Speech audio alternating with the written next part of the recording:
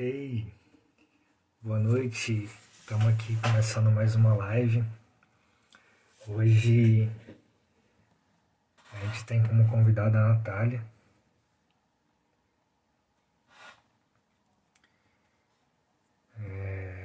Ela já está entrando.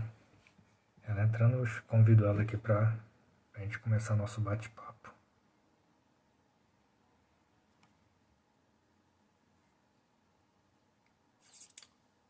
Boa noite.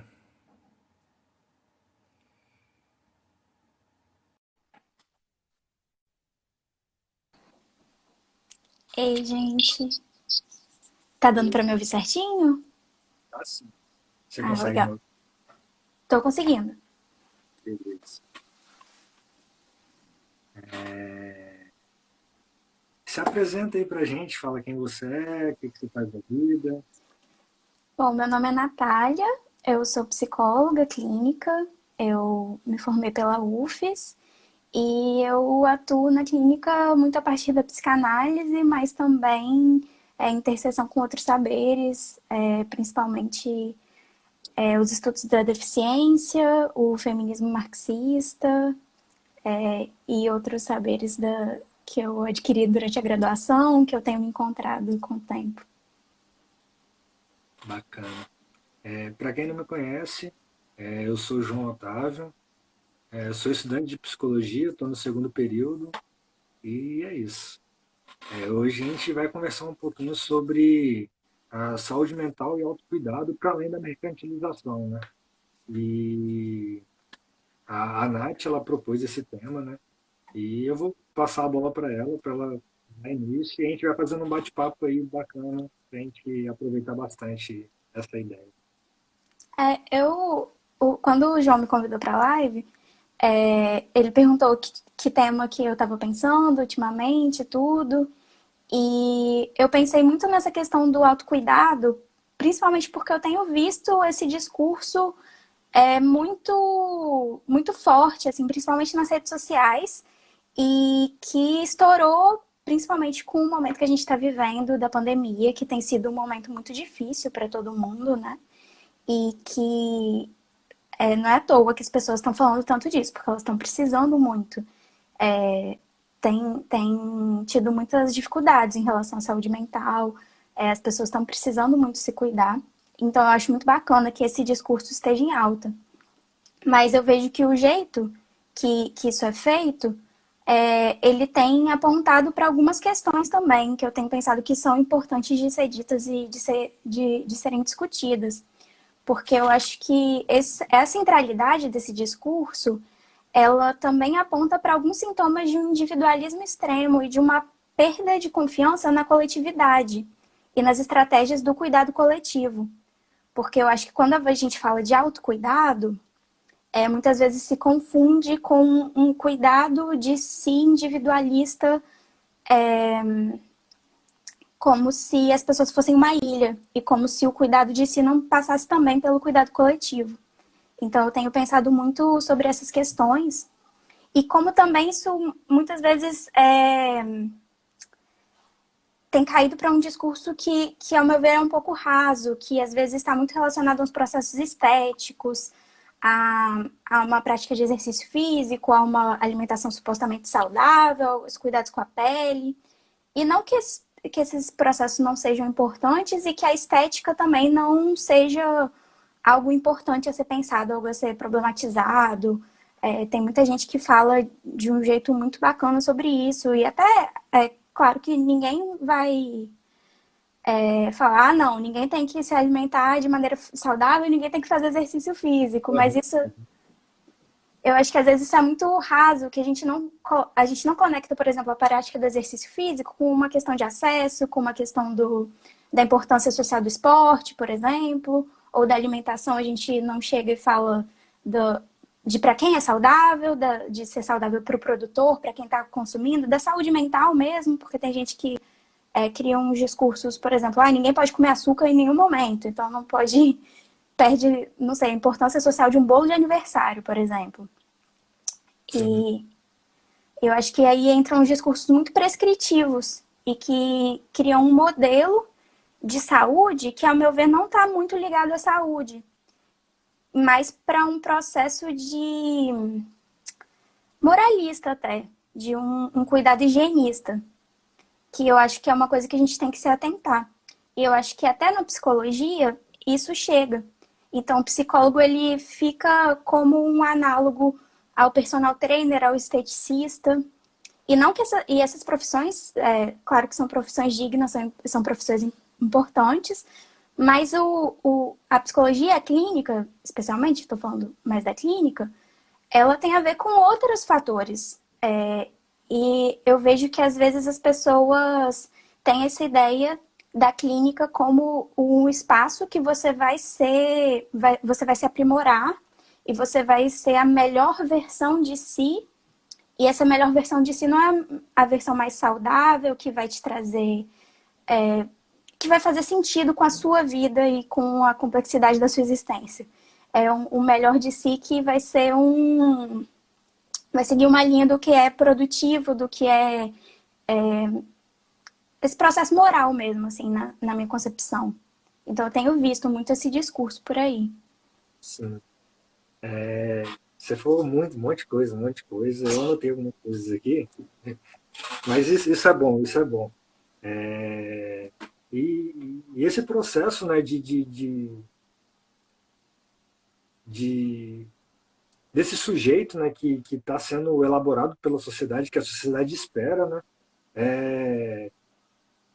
que tem que ser produtivista, que tem que estar independente da sua saúde, tem que produzir, tem que fazer acontecer, é, tem que maquiar de outras formas o que está sentindo, o que está passando pela vida para poder estar nesse processo de produção, né?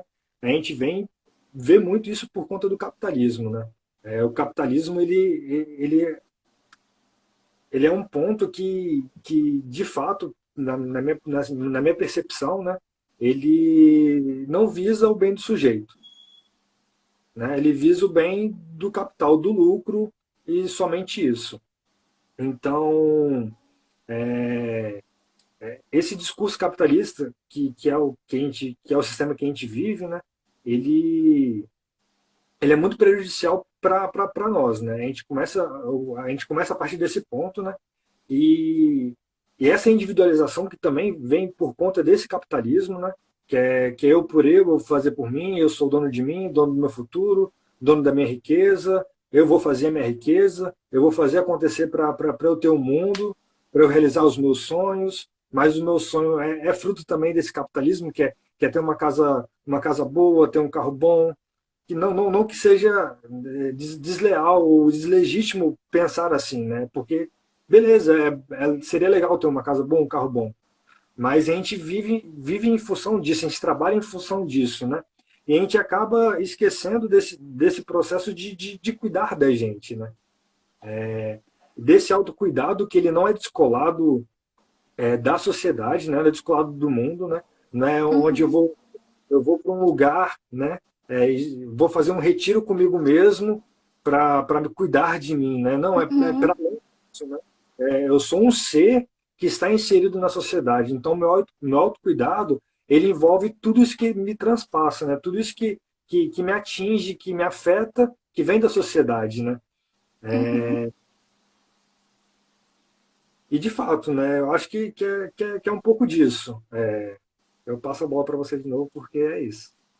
Eu acho, inclusive, que eu acho que é muito importante trazer essa questão do capitalismo, porque raras vezes, e eu acho que isso, às vezes as pessoas falam, não, isso é ideologia, isso não é científico, mas pelo contrário, você ignorar o contexto que a pessoa vive, que não é científico, que não é certo, né? Porque como que você vai. Às vezes a gente tem uma noção de saúde mental que vai muito para uma visão biológica, o que não está errado, porque a gente tem um corpo, mas justamente uma visão biológica que ignora que nosso corpo existe no mundo, que ignora que nosso corpo não surgiu do nada e que a gente vive em sociedade. Que já virou lugar comum falar, mas assim, quando no discurso hegemônico da saúde mental, e que é um discurso que às vezes não é feito nem por pessoas que são trabalhadoras da saúde mental. Muitas vezes se cria uma simplificação de certas questões biológicas mesmo. Então, por exemplo, depressão. Se coloca, a depressão é uma falta de serotonina. Uhum. É isso, ponto, acabou. E não que não exista, porque, resumindo aqui para quem não é da área, a maioria dos antidepressivos, não todos, tem vários diferentes, mas a maioria, eles, de alguma forma, repõem a serotonina ou eles impedem a recaptação ou impedem a degradação da serotonina, de alguma forma deixam ela mais abundante no cérebro. A serotonina é um neurotransmissor, um composto químico que atua na comunicação dos neurônios. E aí, a partir desse dado de que a maioria dos antidepressivos tem essa ação da serotonina, se cria o discurso de que a depressão é simplesmente uma falta de serotonina. E que tem discurso até, por exemplo, comendo banana, porque a banana tem o precursor da serotonina. Então, se comer muita banana, você combate a depressão. Então, ficam os discursos muito simplistas, ou até a questão do exercício físico, porque existem 1 milhão de benefícios do exercício físico, e um deles é aumentar a disponibilidade de dopamina e serotonina. E que isso pode ser um auxiliar no tratamento da depressão. Mas tem muita coisa falando, não, mas quem corre todo dia na praia não tem depressão. Que é muito ligado com esse discurso que já está aí há muito tempo, de que é falta do que fazer, que é falta de força de vontade.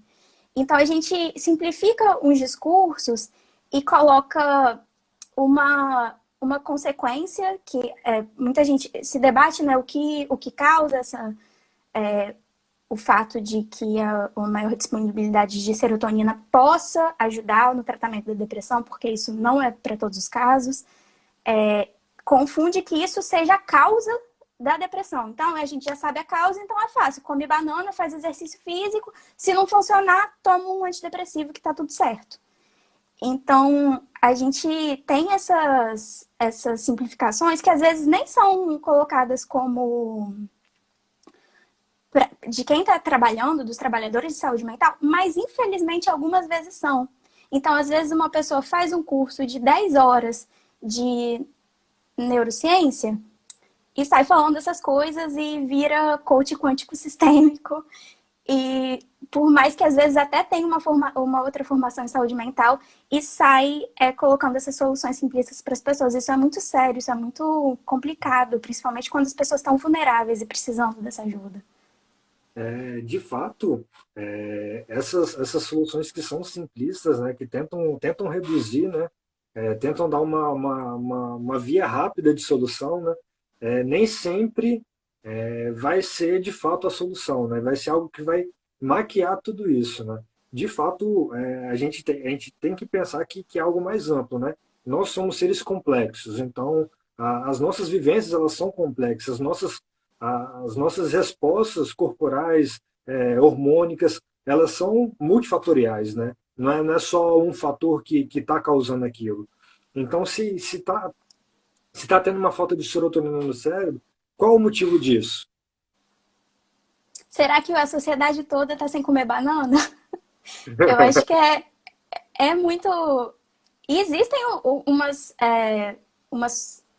Eu acho que toda tentativa de colocar uma resposta simples é muito complicada. Porque Sim. Tem gente que fala, por exemplo, não sei, a gente está consumindo muitos agrotóxicos e que isso causa depressão.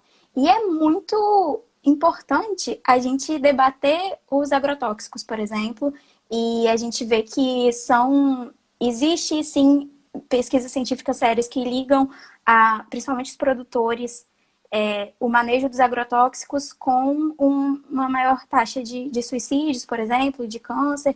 São temas muito sérios e eu, pessoalmente, tenho um ativismo que vai pela via da agroecologia e etc. Mas disso, para você pegar um dado qualquer e falar, essa é a causa, então se você comer orgânicos do supermercado tal, você vai ser curado da depressão, isso é muito complicado. E eu acho que qualquer solução que fazer exercício físico, cuidar da pele, comer orgânico, caminhar na praia, fazer parte de alguma prática religiosa, tudo isso pode ajudar na sua qualidade de vida. Mas quando a gente coloca como que existe uma solução, e geralmente uma solução ligada a um processo estético, não só estético assim da aparência física, mas estético de uma estética de vida ideal, de uma vida instagramável, saudável. Geralmente é isso que é apresentado.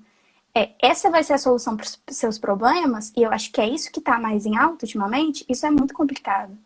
Sim, sim. E de fato, né, as nossas soluções elas vão ser multifatoriais também, né? Não vai ter uma solução única e salvadora, né? A gente vai ter várias coisas que vão trabalhar em conjunto para que se dê essa solução, né? Para que se dê um resultado de melhora, né? Então a terapia é fundamental. A gente trabalhar com a terapia é fundamental para lidar com esse processo de depressão. Por vezes, sim, vai ser necessário tomar remédio para ajudar nesse processo por um tempo, né? Mas a gente tem que ter certeza, e eu acho que é importante dizer isso, que não é só o remédio que vai salvar, é só tomar o remédio e acabou, né? Porque Uhum, o motivo que faz ter falta de serotonina ali ainda existe, né? Então precisa ser trabalhado isso. uhum, Então a gente vai ter soluções multifatoriais, né? Não vai ser algo simples, não vai ser algo instantâneo, vai ser algo que vai demandar tempo, que precisar ser trabalhado, sim. que muitas vezes vai ser um processo doloroso também. A terapia não é um processo maravilhoso e fácil, né? Por vezes é um processo que é doloroso também. Então, é bem complicado, né? Então a gente tem que ter em mente que a nossa busca por essa solução ela tem que ser multifatorial também.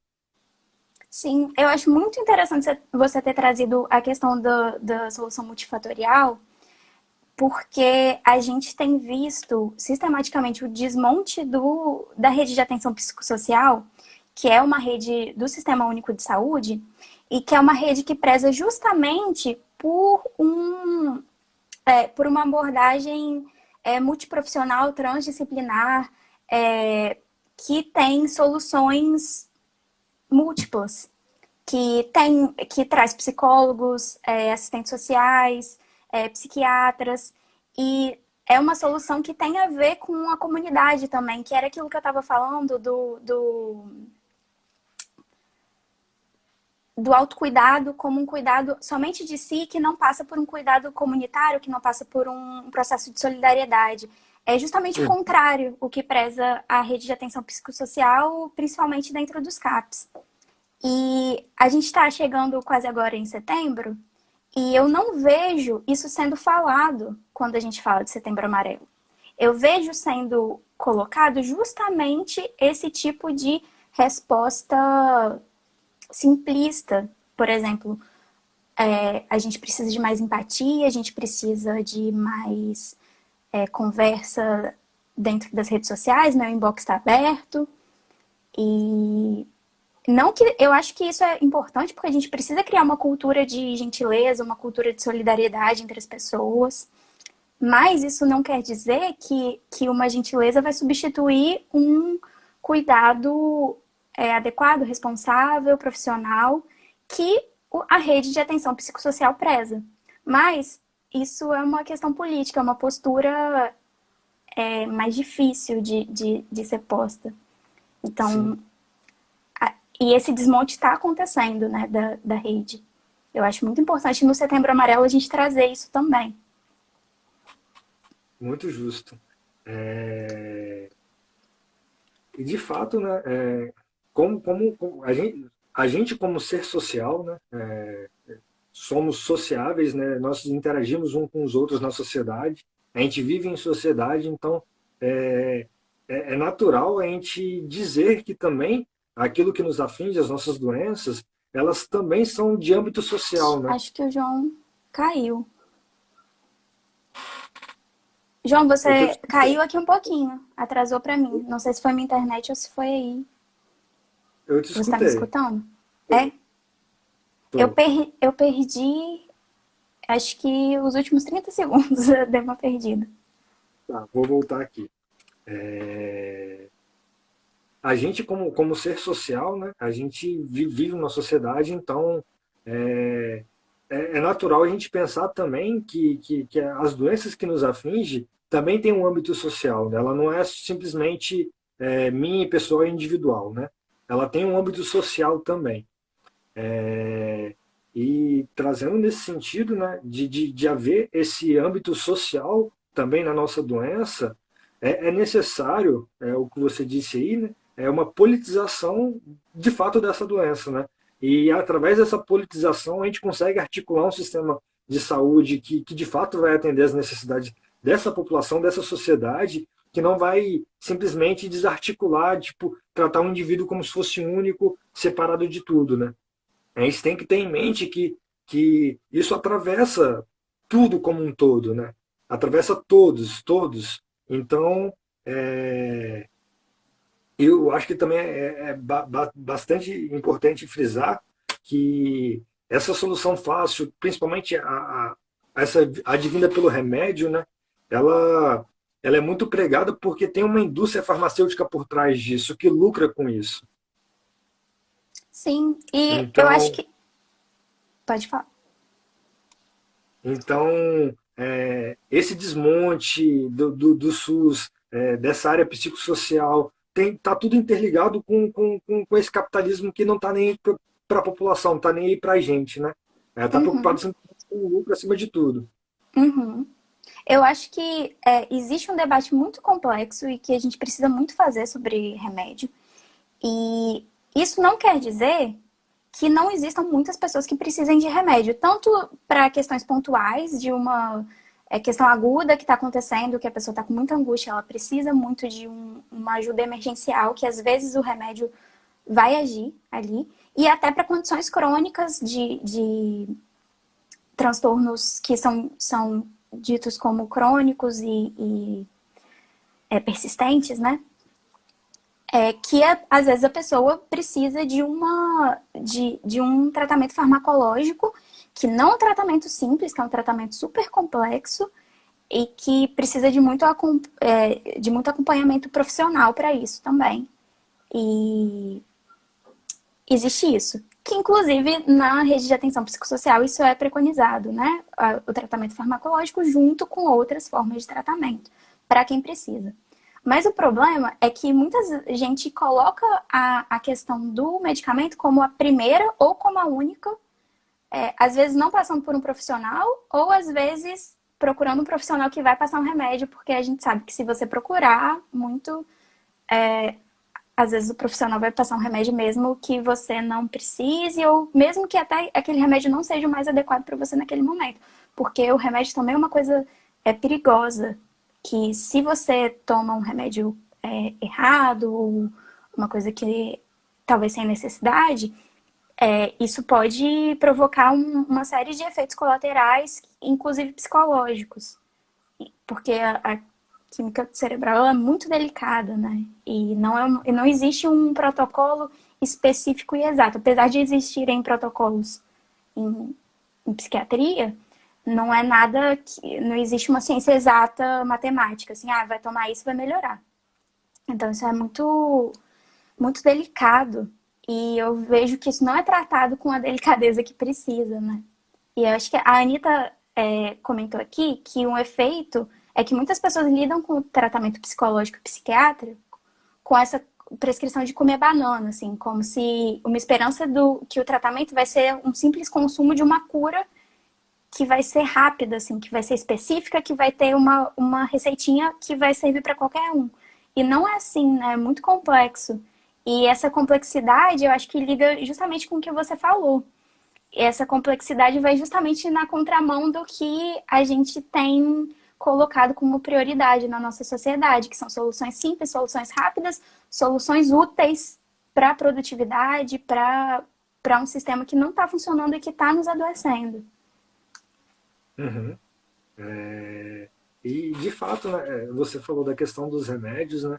É, quando alguém tipo, vai num profissional que precisa desse remédio, eles tomam esse remédio, eles não tomam esse remédio e o remédio faz efeito na mesma hora, né? Tem um tempo para ver se esse remédio vai ter o efeito desejado, se não tiver, troca-se o remédio. Então tem todo um processo que não é simples, não é fácil, não é rápido, né? É algo que precisa de fato de tempo, né? E a gente está falando da nossa saúde, né? A gente precisa é, se atentar porque é a nossa saúde. Então a gente não pode buscar soluções rápidas somente para continuar produzindo, né? A gente tem que Uhum. buscar soluções para que a gente tenha uma qualidade de vida.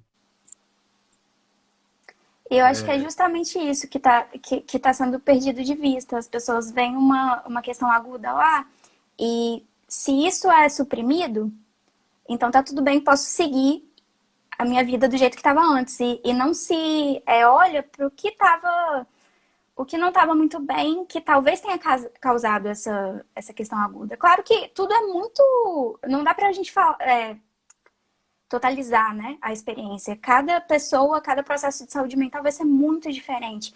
O problema é quando a gente olha para essas experiências sem olhar o contexto e pensando que uma coisa vai servir para todo mundo, ou então que existe uma resposta fácil e rápida e que a gente vai, não sei, fazer uma imersão, fazer um curso do final de semana e voltar outra pessoa sem nenhuma questão e sem ter que mexer na sua vida, mexer nas suas crenças mais íntimas, nos seus processos mais complexos.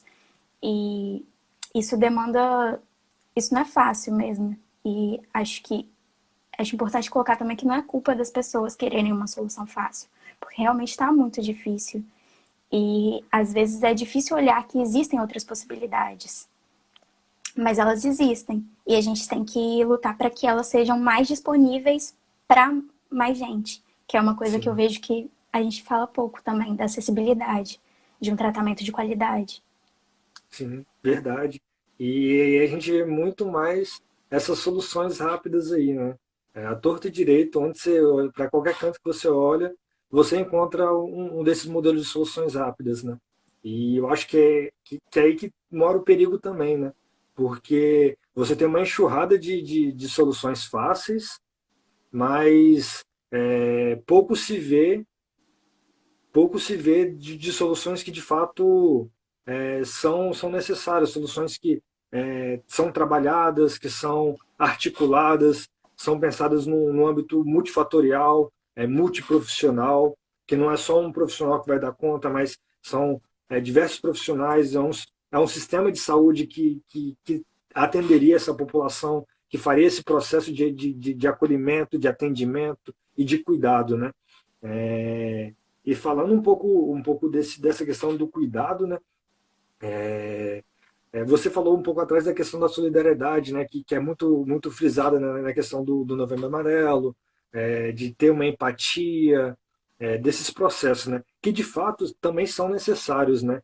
É, no podcast que você indicou, que agora eu esqueci qual que é, mas no podcast que você indicou, Eu também perdi, mas eu vou te passar para você colocar nos comentários quando publicar a live. Que o pessoal tá beleza. pedindo para deixar a live salva, a gente vai deixar, né? Vamos, todas Mas lá. eu realmente esqueci o podcast, mas quando a gente colocar, ele é incrível. É 1h30, eu acho, é meio longo. Mas ele fala de muita coisa muito importante sobre. O nome do episódio é Saúde Mental e Neoliberalismo. Mas eu esqueci o nome do podcast. É o Vira Casacas Podcast, lembrei. Isso. Eles falavam lá de existir uma solidariedade como ação micropolítica, né? Que de fato é necessária, né? A gente vê. Eu fiz uma live um pouco mais para trás, um tempo mais para trás, né? Com a Rafaela, e a gente falou sobre o CAPS, né? A atuação dela no CAPS, saúde mental, assim, em torno da atuação dela, né? E ela falava lá que a atuação do CAPS ela é tipo totalmente democrática, né? Os usuários eles votam, eles decidem como o sistema vai funcionar ali para eles, né? Não é alguém que vai e impõe, né? Mas eles, em conjunto com a comunidade profissional, eles decidem como que isso vai funcionar, né? E como que isso gera uma questão de solidariedade também, né? Porque eles estão ali em conjunto, agindo junto, em prol deles, em prol de todos, né? Tem essa questão solidária e também tem uma ação que é dar a voz ativa e dar protagonismo a essas pessoas que precisam desse sistema, né? E não Sim. só algo que é simplesmente derramado e aceita isso, não. Mas é algo que a gente caminha e constrói junto. Uhum. Eu acho importante falar também que o CAPS é o Centro de Atenção Psicossocial, que é um dispositivo do Sistema Único de Saúde, que vai tratar de transtornos psicológicos ou agudos graves ou crônicos. Não, eu acho que crônico não é bem a palavra, eu acho que são persistentes e graves também, né? E mais sérios. E são geralmente diagnósticos que são muito marginalizados, porque são pessoas que há pouquíssimo tempo atrás viviam o cuidado, o suposto cuidado, não cuidado, né, ofertado, era a internação manicomial. As pessoas viviam nos manicômios e elas não tinham possibilidade de sair, de viverem suas vidas. E aí ele entra. O Centro de Atenção Psicossocial foi uma luta, uma conquista do movimento social, do movimento da luta antimanicomial, tanto de trabalhadores quanto de usuários, das pessoas que precisam desses serviços, para terem um cuidado que seja, que vise outras coisas, que vise a dignidade dessas pessoas, a dignidade da qual elas têm direito. E eu acho muito importante trazer isso, porque quando a gente fala de saúde mental, a gente também raramente sai do combo depressão-ansiedade. E a gente esquece que existem outras pessoas com outros diagnósticos que são muito marginalizadas. E a gente esquece como que isso tudo também está interligado, porque até essa questão da resistência à psicoterapia, o medo de ser doido, porque, não, só precisa de psicoterapia quem é doido, diz também de um preconceito, de uma marginalização que essas pessoas sofrem. Então, eu acho importante trazer isso, tanto quando a gente vai falar de psicoterapia, quanto a gente vai falar de saúde mental, para que a gente não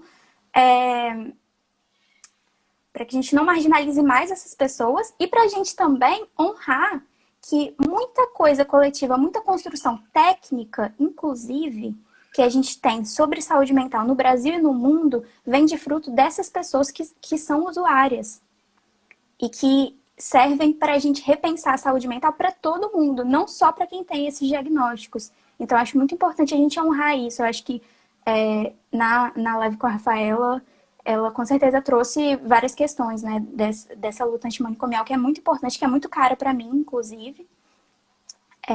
Acho que tem que estar presente no curso de psicologia e no curso de medicina também, que eu não vejo sendo tão representado. O pessoal da terapia ocupacional tem muito esse debate. A Priscila perguntou, gente, fiquei com uma dúvida, como se dá e o que seria a mercantilização da saúde mental na atualidade? Ela falou que não é na área. Eu acho que é justamente, a gente colocou esse título, justamente a mercantilização seria esse discurso vendável do que seria um autocuidado de uma saúde mental. Essa questão do skincare, que é o cuidado com a pele, né? Esse discurso de uma estética do que seria um sujeito supostamente saudável. Acho que seria mais ou menos nesse sentido, essa mercantilização. E a Priscila também fez uma outra pergunta sobre os processos difíceis que as pessoas têm passado durante a pandemia. Deixa eu pegar aqui de novo. Eu tenho sentido que diversos fatores do psicológico das pessoas que se infectam, que perdem familiares e amigos, está afetado de uma maneira ampliada. Com certeza, e eu acho que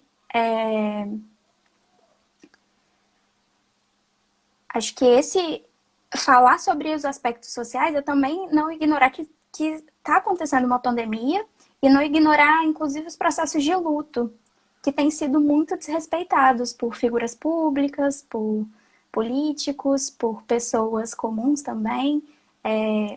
E as tentativas coletivas de dar sentido a esse luto, que tem sido de todos, ou deveria estar sendo sentido por todos,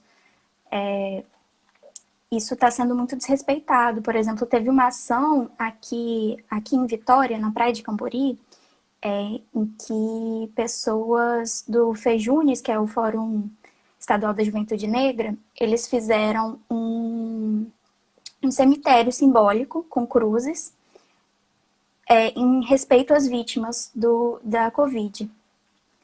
E algumas pessoas que estavam passando pela Praia de Cambori saíram arrancando essa homenagem que eles fizeram, esse protesto, né? E isso é muito, eu acho que é muito simbólico do momento que a gente está vivendo. E isso também diz de processos de saúde mental e de autocuidado, porque uma tentativa de significar e de dar, de ter rituais coletivos para viver esse luto é um processo muito importante de saúde mental. E isso vem sido muito desrespeitado. Eu acho que é importante a gente colocar essas questões também. Sim. Você falou da questão da luta antimanicomial, né? É, e de fato, a luta antimanicomial, ela de fato foi necessária, assim, e ela é muito, e ela diz muito sobre a atualidade também, né? Porque a gente sai desse sistema de manicômios, né? Onde pessoas eram trancafiadas, né? Pessoas que Sai eram. mais ou menos. Não, a gente começa a sair, a gente começa a sair desse sistema, né? Onde pessoas eram trancafiadas, as pessoas que eram marginalizadas eram jogadas lá de qualquer forma, simplesmente para fazer uma higienização das ruas, né? A gente começa a sair desse processo de manicômios mesmo. A gente tem outros problemas agora, né? Mas que a gente também tem lutado, né? Essa luta também vem. Essa luta ainda existe, né? Ela não parou lá. Essa luta ainda é atual. Mas ela diz muito também sobre esse autocuidado que é mercantilizado, né? Que é individualizado, que é deixado só como se fosse para a pessoa e simplesmente para ela. E esquece de que existe uma ação política por trás disso tudo, né? Então, é importante a gente ter em mente também que o autocuidado, se cuidar, buscar esse cuidado que é amplo, que não é rápido, que não é simples, que não é simplista, é um ato político e é um ato político com um significado muito importante para a sociedade, né? Então a gente tem que, de fato, continuar lutando. Eu acho que é importante essa luta precisa ser travada cada vez mais, né? Porque a gente está falando, de novo, da nossa saúde, né? Não é da saúde daquele outro que a gente não conhece, mas é da nossa saúde, né? Da nossa saúde como um todo, né? Não atinge só aquela pessoa, atinge a todo mundo. E se atinge a todo mundo, a gente tem que lutar por isso, né? Então, essa luta se faz cada vez mais necessária, né? Exatamente. E acho que a psicoterapia, ela pode entrar como aliada disso, complexificando assim esse discurso simplista e se feita de uma maneira bacana. Então, eu acho que ao mesmo tempo que é muito necessário, e isso não é de modo algum antagônico, eu acho que a gente tem que olhar isso como um processo dialético, um processo também coletivo, né? Da mesma forma que é muito importante a gente olhar para a sociedade que nos adoece e também tentar mudar essa sociedade que nos adoece, porque a gente faz o diagnóstico que ela está nos adoecendo, a gente também não pode esperar que ela mude totalmente para olhar que existem pessoas que estão sofrendo muito e que precisam de ajuda, e precisam de ajuda qualificada. Então, eu acho que a psicoterapia ela pode entrar aí, mas ela não basta. E ela Uhum. não basta por vários motivos. porque tem pessoas que precisam de um tratamento que seja multidisciplinar. Outro porque não dá para... Ela sozinha não é revolucionária. Então, acho que a gente tem que... Eu vejo muitos discursos falando o mundo seria muito melhor se todo mundo fizesse psicoterapia. E eu não discordo disso. Mas eu acho que a gente também pode trazer o contrário. Menos gente talvez precisaria de psicoterapia se o mundo fosse muito melhor. Então, Sim. eu acho que... E falar isso não é desvalorizar a psicoterapia, porque ela é necessária. E acho que, de um modo ou de outro, sempre vai ser. Não sempre, né? Não gosto de falar sempre, mas assim, de um modo ou de outro, não é porque talvez se o mundo melhorar, as pessoas ainda vão ter questões subjetivas para serem tratadas, enfim. Mas eu acho que é importante e necessário que a gente se dê conta, inclusive enquanto psicólogos clínicos, quem que se propõe a fazer clínica, análise, enfim, a gente ter essa generosidade e essa humildade de entender que o psicólogo não faz milagre, que não vai mudar tudo, né? Mas tem uma frase, por exemplo, do Paulo Freire, que é muito bacana, que ele fala que a educação não muda o mundo, mas a educação muda as pessoas mudam o mundo. Então, eu acho que isso é um jeito bacana e um jeito um pouco mais interessante da gente enxergar a psicoterapia, em vez de colocar como um marketing de que essa é a resposta para tudo e que se todo mundo fizer psicoterapia, tudo vai ficar bem. Eu acho que até foi um ato falho aqui que eu cometi com fisioterapia, porque a psicoterapia justamente às vezes é vista como essa adequação, essa moldagem, né? Não que a fisioterapia seja isso, mas que às vezes também é vista da mesma forma. Não sei se eu fui muito longe, mas... Não, vai ser excelente. Chegou uma pergunta aqui, que eu vou abrir aqui.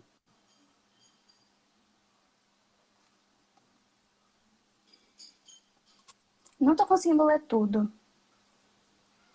Cada abordagem na psi é distinta. Partindo daí, poderiam falar um pouco sobre como vocês pensam Pensam a psicologia de vocês e quais caminhos usam para guiar as pessoas para fora dessas soluções simplistas. Bom, eu, pessoalmente, eu trabalho a partir da psicanálise. E eu acho que a gente não tem tempo para explicar, assim, tão especificamente as diferenças entre as abordagens. Mas também é do meu ver que qualquer psicólogo clínico que trabalhe de forma mais ética vai fugir das soluções simplistas. Então, o psicólogo não vai... alguns fazem, mas o psicólogo, via de regra, não vai chegar e falar, não, você precisa fazer isso, isso e isso com a sua vida e assim você vai ser feliz. Que eu acho que é justamente um dos motivos que as pessoas têm resistência à psicoterapia, à análise e a esses processos de atendimento psicológico. E tem procurado tanto outras formas de atendimento, que prometem essas respostas. Uma coisa que está muito em alta, que todo mundo tem falado, é a questão do coach, né? E Uhum. que muitas vezes vai ter um curso de final de semana que vai chegar e vai falar, se você fizer isso, isso e isso, vai estar tudo certo. E a psicoterapia não. Vai ser uma conversa, não necessariamente uma conversa, mas um processo muitas vezes longo.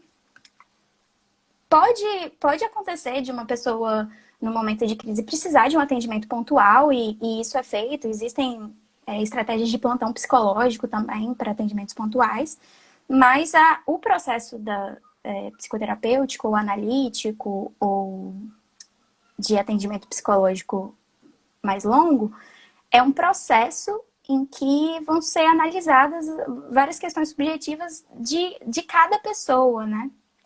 Então, não vai existir uma solução simplista, uma solução rápida e uma solução única, justamente porque vai ser olhado a história e o processo de vida e as complexidades, as contradições, os processos dessa pessoa que te procura.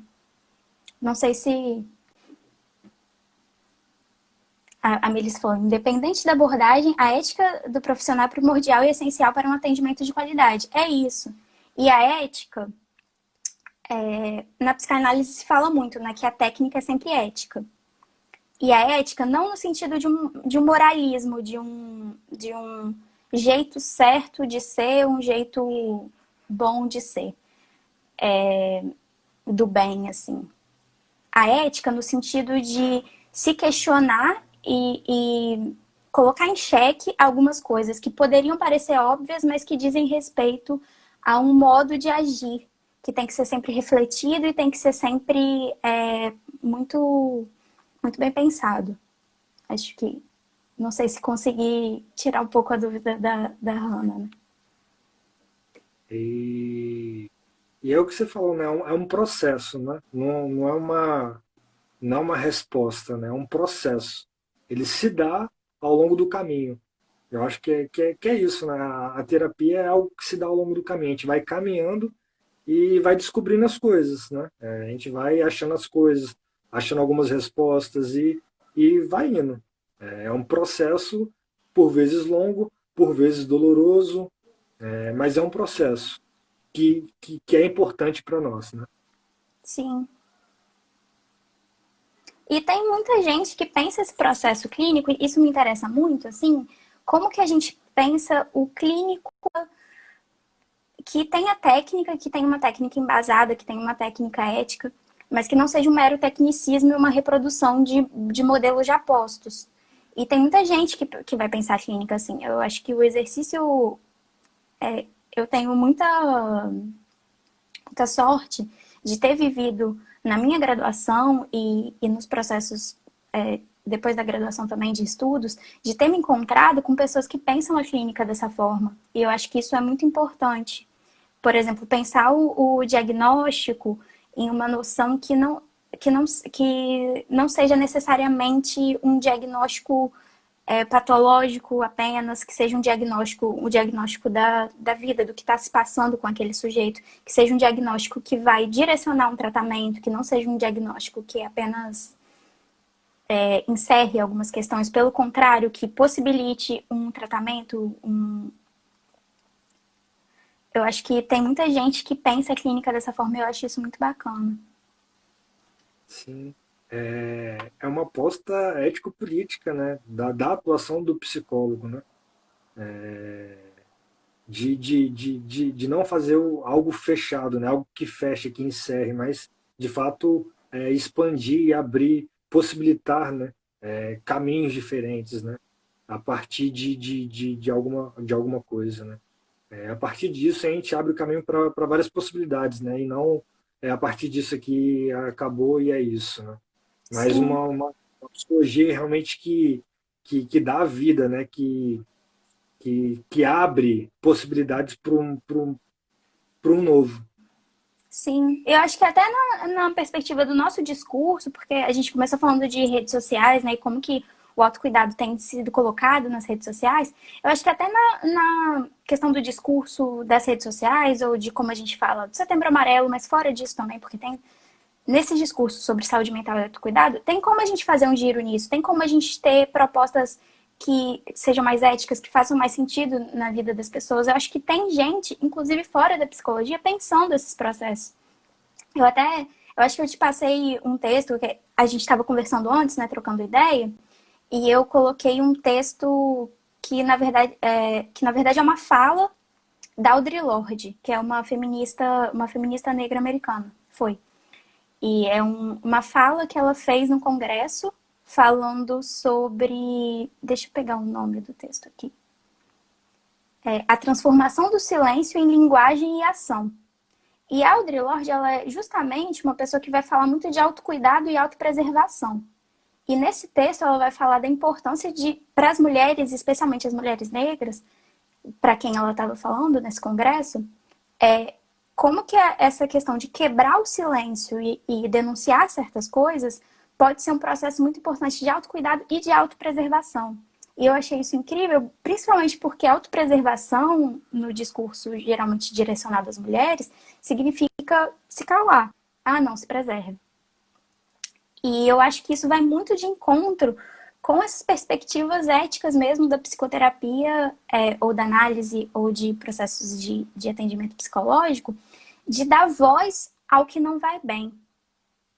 Que é o contrário do que se coloca, de suprimir o que não vai bem, fazer sumir sem analisar, sem pensar sobre, coloca para debaixo do tapete.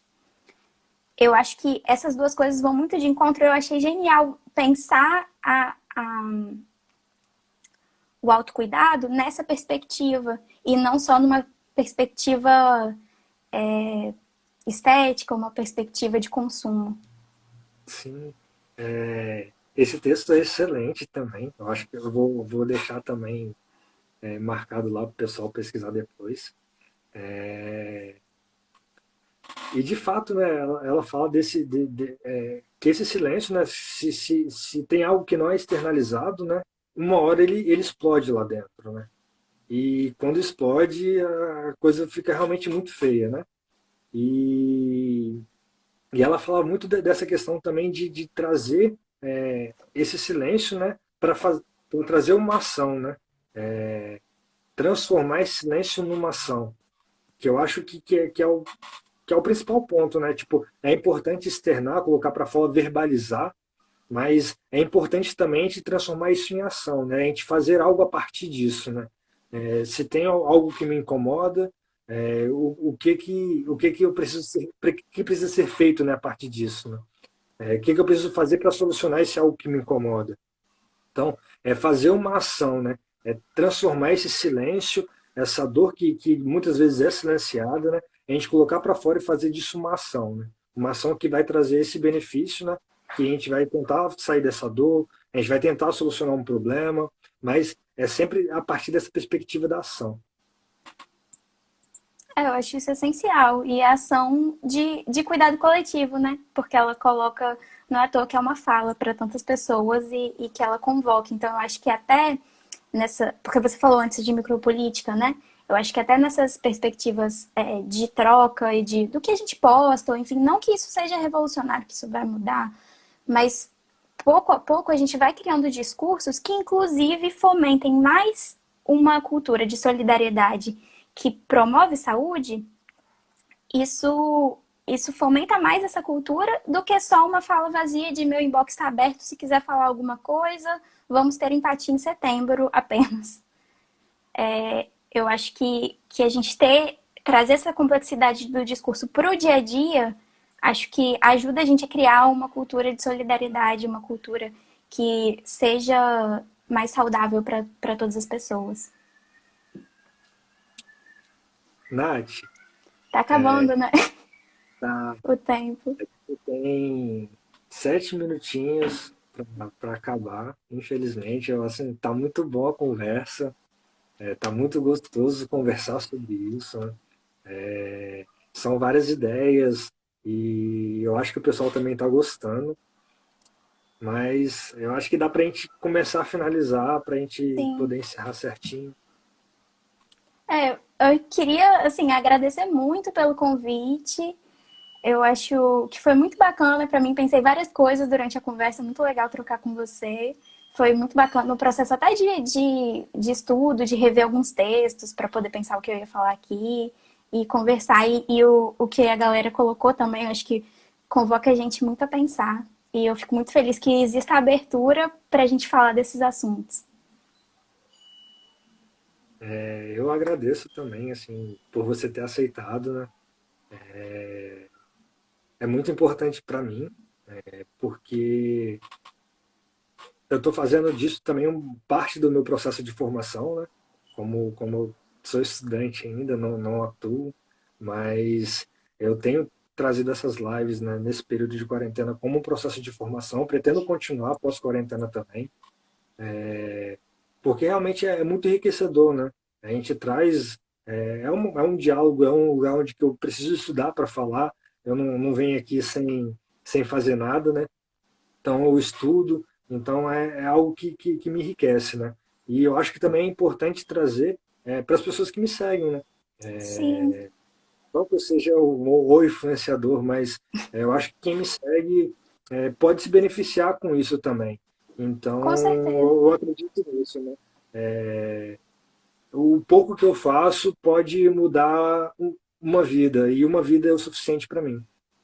E E eu, eu acho que você tem feito isso com muita responsabilidade. Eu queria muito te parabenizar com isso, porque a gente deu tantos exemplos de coisas irresponsáveis que têm sido feitas, que eu acho que você justamente pensou, vou me propor a falar de saúde mental, então eu vou trazer pessoas para dialogar, vou fazer disso um processo coletivo, um processo responsável, que eu procuro as pessoas que eu troco informações, que eu trago pessoas que realmente trabalhem com o assunto. Então eu te parabenizo muito por isso, eu acho que tem sido muito bacana. Eu assisti algumas lives e gostei muito.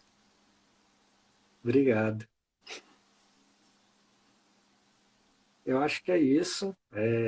Novamente te agradeço de coração por ter aceitado o convite. Agradeço a todo mundo que ficou aqui, participando, interagindo.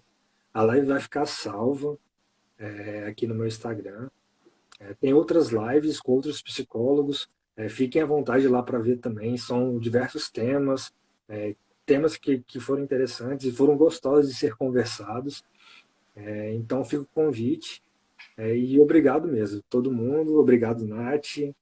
E é isso. Obrigada a você, João, e obrigada a todo mundo também que ficou e pelos questionamentos e colocações de vocês que acrescentaram muito. Boa noite, gente. Boa noite.